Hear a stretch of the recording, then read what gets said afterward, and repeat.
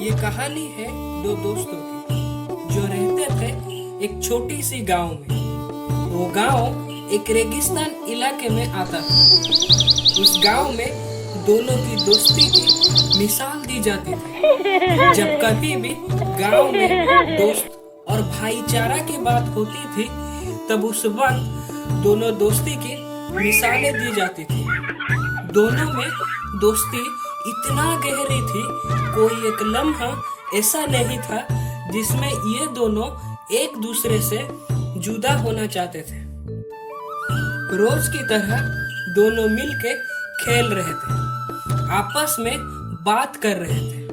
फिर पता नहीं किसी एक बात को लेके उन दोनों में बहस शुरू हो गया। फिर अचानक देखते ही देखते दोनों के बीच में बहस इतना बढ़ गया कि चिंटू ने पिंटू का ऊपर हाथ उठा दिया। तब पिंटू को कुछ समझ में नहीं आया।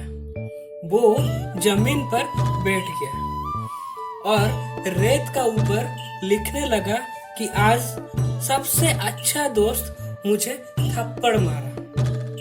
फिर ये दोनों एक दूसरे से बात किए बिना अकेले अकेले खेलने लगे।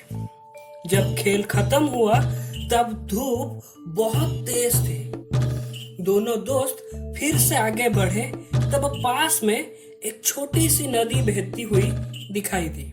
नदी का पानी बहुत ठंडी थी। दोनों नदी में नहाने के लिए आगे बढ़े। जब पिंटू नदी में नहा रहा था तब वो गहरे पानी में डूबने लगा और चिल्लाते हुए बोला कि मेरा कोई मदद करो, मेरा कोई मदद करो। तो अचानक से चिंटू ने पिंटू की हाथ पकड़ा और खुद का सारा जोर लगा के उसको किनारे की तरफ खींचने लगा। चिंटू जब किनारे में आ पहुंचा तो पास में एक छोटा सा पत्थर था और पत्थर का ऊपर वो लिखने लगा कि आज मेरा सबसे अच्छे दोस्त मेरा जान बचाया। तो पिंटू ने पूछा कि जब मैं तुझे थप्पड़ मारा तो तू रेत में लिखा, और फिर जब मैं तुझे पानी से बचाया तब तू पत्थर का ऊपर लिखा।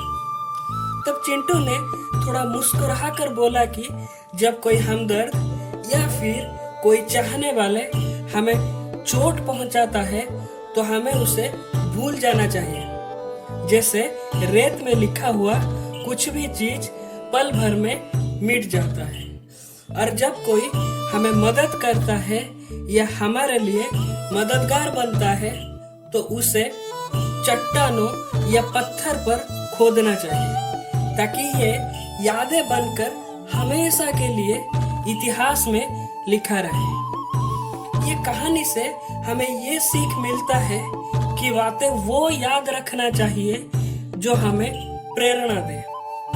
भगवान श्री कृष्ण ने एक अमूल्य बात बताए हैं, भूलने वाली बातें याद है, इसीलिए ये संसार में विवाद है। भगवान इतना सुंदर सृष्टि बनाए हैं हमारे लिए, तो हमारा भी तो कुछ फर्ज बनता है ये सृष्टि के लिए। वो फर्ज क्या है, थोड़ा सोचिए।